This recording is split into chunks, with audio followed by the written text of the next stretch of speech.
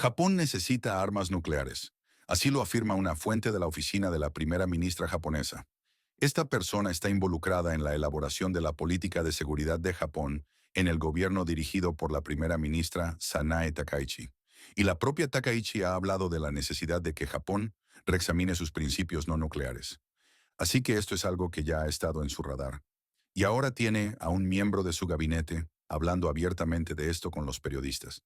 Y esto ocurre en un momento en el que Japón no ha dejado de aumentar sus capacidades militares convencionales. Su gasto total relacionado con la defensa asciende ahora a unos 70.000 millones de dólares anuales tras muchos años de incrementos constantes. Así que es una cantidad exorbitante la que los japoneses están gastando solo en su poder militar convencional. Y por supuesto, Japón tiene razones legítimas para querer aumentar su poderío militar y para querer incluso considerar la posibilidad de añadir un componente nuclear a su arsenal. Japón se enfrenta a la creciente agresividad de China en la región. También está Rusia, justo al norte y al oeste de Japón. También está la amenaza de Corea del Norte, que está lejos de haber sido neutralizada. Y luego está Estados Unidos, que ya no se considera una potencia que acudiría de forma fiable en ayuda de Japón en caso de que fuera atacado. Por lo tanto, hay muchas razones legítimas para que Japón busque adquirir un arsenal nuclear. Pero la historia demuestra que Japón tiene una tendencia extremadamente peligrosa hacia el militarismo fanático. El ejemplo más infame de esto fue antes y durante la Segunda Guerra Mundial. Fue entonces cuando vimos cómo el imperio japonés intentaba conquistar Asia, impulsado en gran medida por la creencia japonesa de que eran racialmente superiores. Una especie de nación de dioses destinada a gobernar a todos los hombres.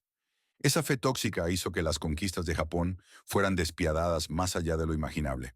Y sabemos que solo 2 bombas atómicas fueron capaces de poner fin al perverso fanatismo militar de Japón en aquella época. Y la Segunda Guerra Mundial no es el único ejemplo de ese tipo de fanatismo japonés. La historia demuestra que la nación se comportó de manera igualmente desquiciada durante la Primera Guerra Chino-Japonesa, la invasión de Taiwán, la guerra ruso-japonesa y, en realidad, la lista continúa.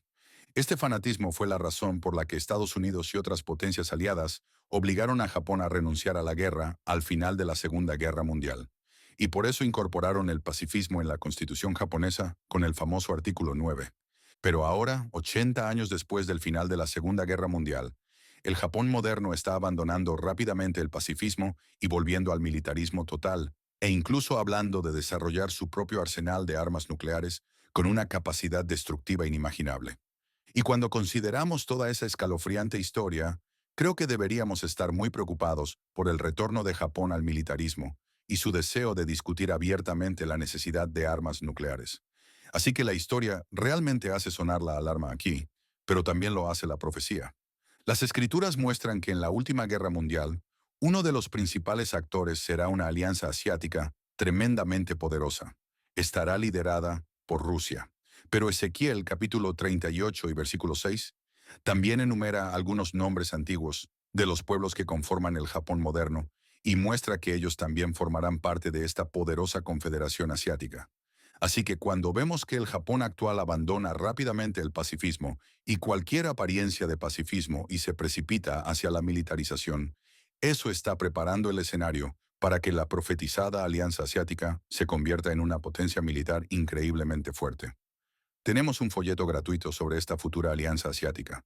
Se titula Rusia y China en profecía. Y hay un capítulo entero dedicado al papel de Japón en esta futura alianza militar asiática.